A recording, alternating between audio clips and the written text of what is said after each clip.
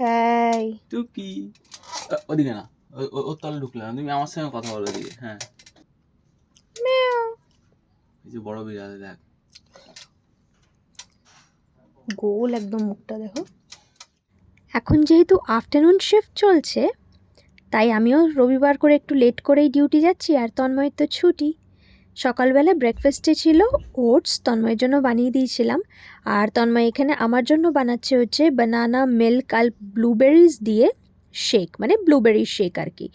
সকালবেলা ঘুম থেকে উঠে আমি যতক্ষণে ব্রেকফাস্ট প্রিপেয়ার করছিলাম, ও গিয়ে বাজার করে নিয়ে এলো।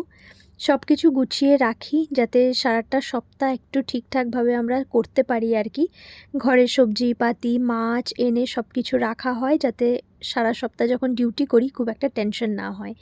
ব্লুবেরি শেকের কালারটা তানময় টি শার্টের কালারটা দেখো কীরকম এক হয়ে গেছে না।